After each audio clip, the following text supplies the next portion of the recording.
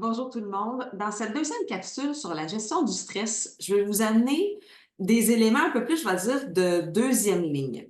Dans le sens où, dans ma première capsule, je vous ai nommé différentes choses que vous pouvez faire pour vous calmer rapidement. Maintenant, quand le stress chronique s'installe, c'est qu'il y a quelque chose qui est récurrent et d'aller comprendre qu'est-ce qui va faire que vous êtes stressé, ça va vous permettre d'y faire face.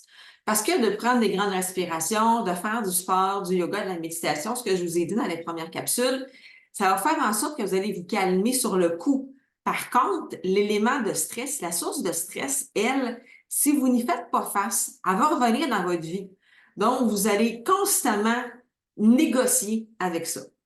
Sonia Lupien, qui est docteur en neuropsychologie, qui a fait beaucoup d'études sur le stress humain, a amené un acronyme fort intéressant pour pouvoir comprendre qu'est-ce qui est à la base du stress.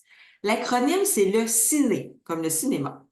C pour le contrôle, I pour le fait que c'est imprévisible, N dans le fait que c'est nouveau, et E, c'est qu'il y a une atteinte à votre ego.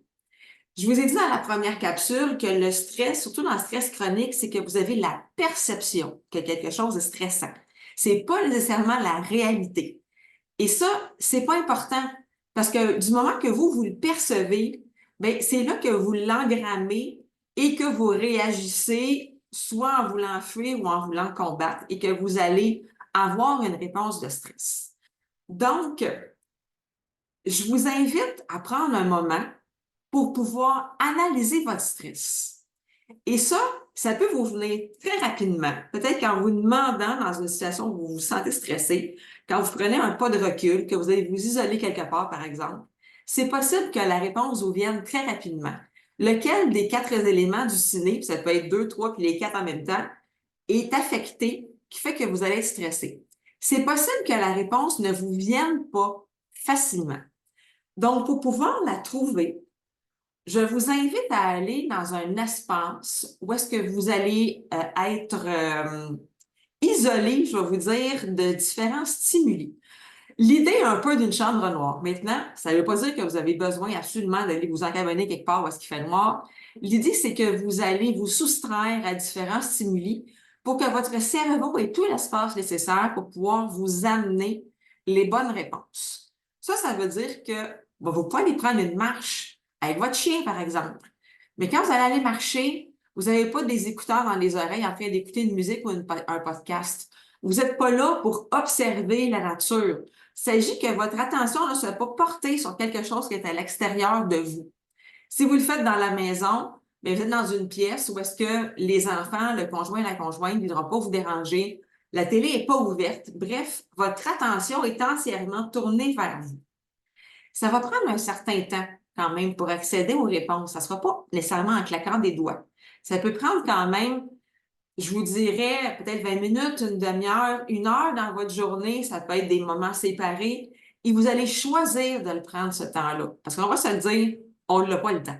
On va prendre le temps pour s'aider. Comme votre cerveau, je vous le répète, est là pour assurer votre survie, si vous faites le vide à l'intérieur de vous, juste en posant la question, qu'est-ce qui me stresse? C'est quoi les éléments stressants? Votre cerveau va vous amener les réponses de façon naturelle pour que vous puissiez justement y faire face. Faites-vous confiance, ça va arriver. Maintenant, il faut avoir l'ouverture et la curiosité d'aller voir qu'est-ce qui est là. C'est important. Je vous répète, il y a quatre choses qui peuvent arriver.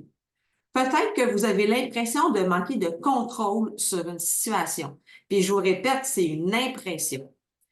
Par exemple, vous êtes au travail et on vous demande de faire différentes choses, puis vous n'avez aucun contrôle sur la situation. C'est possible que ce soit un élément stressant. Vous avez à faire une tâche, même à la maison, vous décidez, je ne sais pas moi, d'organiser une activité, puis vous vous rendez compte que tout le monde se mêle de vos affaires, puis vous perdez complètement le contrôle de la situation, vous allez devenir stressé. Peut-être aussi que c'est les éléments de nouveauté qui sont stressants pour vous. Donc, quand vous ne savez pas d'avance comment ça va se passer, vous ne l'avez jamais vécu, donc vous n'avez pas de repère pour pouvoir faire face à une situation, l'élément de nouveauté peut devenir une source de stress. Peut-être aussi que c'est parce que c'est imprévisible. Vous ne savez pas quand est-ce que Georgette va débouler dans votre bureau pour vous demander quelque chose. Vous ne savez pas, par exemple, quand une situation va se produire, il n'y a rien dans votre environnement qui vous donne de l'information à l'effet qu'une situation va arriver. Donc, c'est purement imprévisible et ça vous stresse. Peut-être aussi que ça affecte votre ego. Le fait peut-être que quelqu'un ait une remarque désobligeante. Une certaine personne peut avoir tendance à vous attaquer souvent. Peut-être que c'est le fait de prendre la parole en public puis la peur de vous planter. Là, ça viendra affecter votre ego. Donc, ce sont ces éléments-là que vous allez mettre en lumière à travers votre moment de pause pour que votre cerveau vous dise qu'est-ce qui vous stresse. Et là, quand vous le savez, vous le prenez en note, il ne faut pas l'oublier. Et vous le faites vraiment avec ouverture et humilité. Les éléments de contrôle, les éléments d'ego, surtout quand on est dans une posture de leadership, qu'on est un gestionnaire, qu'on est un superviseur, qu'on est un entrepreneur, ou simplement qu'on va être un leader dans notre domaine, bien, manquer de contrôle ou que notre ego soit atteint, ça peut être vraiment challengeant. On peut aussi être une source de stress pour les autres. Ça se peut que le fait de leur enlever du contrôle sur des éléments de leur environnement, d'aller affecter leur ego, même de façon très involontaire, d'amener constamment de la nouveauté ou de l'imprévisibilité dans leur environnement, ça soit une source de stress. Ça se peut donc que nous soyons un stress pour nos employés ou nos collaborateurs, soyons un stress pour nos conjoints-conjointes ou pour nos enfants. Donc, c'est bien d'avoir les deux pensées.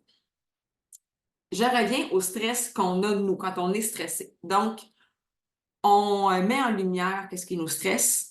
Et là, ben, il n'y a pas 36 façons d'y faire face. C'est d'avoir dans le fond, de décortiquer notre élément de stress et à chacun pour soi, parce qu'on est tous uniques, il n'y a pas de solution universelle. C'est quoi les plans A, B, C, D, puis vous pouvez passer toutes les lettres de l'alphabet pour pouvoir faire face à la situation. Si vous pensez que vous manquez de contrôle dans quelque chose, hein, tout le monde se mêle de vos affaires, puis là, vous perdez le contrôle, par exemple, du party, bien, comment vous allez pouvoir le récupérer, ce contrôle-là? Vous perdez le contrôle au travail parce que, je sais pas, il arrive X, Y raison, je n'ai pas d'exemple en tête, mais vous pouvez certainement le faire pour vous. Comment vous allez reprendre le contrôle d'une situation ou accepter de lâcher prise? Ça se peut. Ça aussi, ça peut être un élément aidant.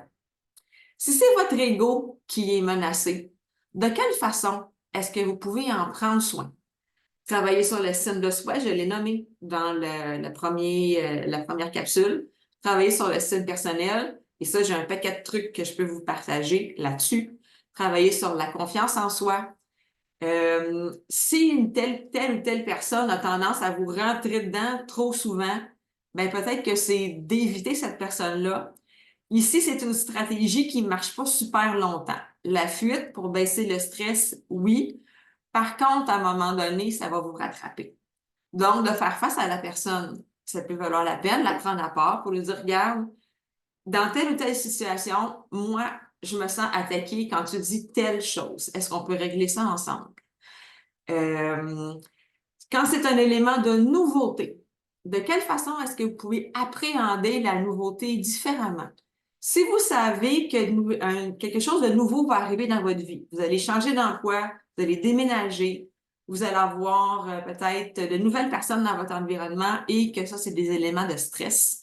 Mais comment est-ce que vous pouvez aller au-devant de ça pour que l'élément de nouveauté soit moins présent, que ça ait moins d'emprise pour vous? Est-ce que c'est d'aller faire une première visite d'un nouveau lieu de travail? Est-ce que c'est d'aller rencontrer les gens, de déjà prévoir que vous allez rencontrer les gens peut-être un à un? Si vous arrivez en poste, par exemple, dans un nouveau poste de coordination, dans un nouveau poste de gestion, est-ce que c'est de rencontrer les gens un par un? Les éléments d'imprévisibilité maintenant, de quelle façon est-ce que vous pouvez faire en sorte pour que ça ait moins d'impact sur votre stress? C'est vous qui allez vous faire des plans de match. Je je peux vous accompagner là-dedans, bien évidemment, aussi en coaching. Et vous allez faire des essais.